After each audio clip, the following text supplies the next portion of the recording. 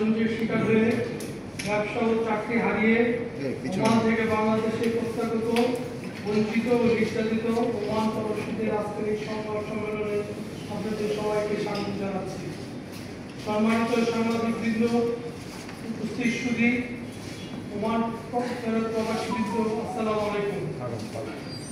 আপনারা অবগত আছেন মধ্যপ্রাচ্যের যে সালতানাত ওমান প্রায় 7 লক্ষ বাংলাদেশি জীবন জীবিকার জন্য চাকরি বা ব্যবসা নিয়ে বসবাস করে।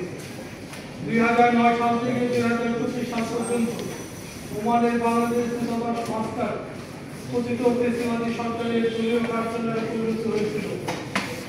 বাংলাদেশ দূতাবাস মাস্টার, বাংলাদেশ স্কুল মাস্টার ও বাংলাদেশ সোশ্যাল ক্লাব এই 3টি প্রতিষ্ঠান প্রবাসী বাংলাদেশিদের প্রতি তাদের দায়বদ্ধতা নিয়ে প্রতিষ্ঠিত হলেও তাদের মাধ্যমে তাদের কারণে ওমানি সরকার বাংলাদেশিদের ভিসা প্রদান বন্ধ রেখেছে।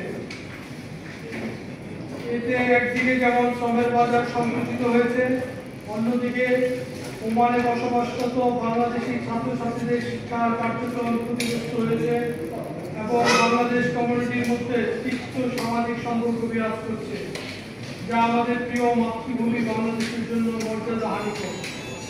প্রিয় সাংবাদিকবৃন্দ, বন্ধুপ্রতিম দেশ ওমানের জনগণ বাংলাদেশি নাগরিকদের প্রতি সহানুভূতিশীল।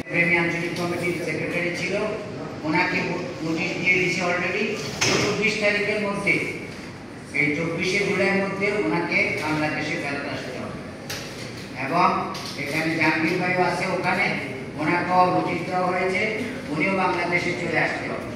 তো আমি তত্ত্বাবধায়ক সরকারের কাছে অনুরোধ করব, আমরা যারা চলে এসেছি আমরা তো আসছি, যারা অন্তত পক্ষে সেখানে আছে তারা যাতে সেখানে থাকতে পারে, তাদের যে ব্যান্ড এটা যাতে তুলে না হয়, এই জন্য আমি জোর দাবি জানাচ্ছি। সকলকে ধন্যবাদ।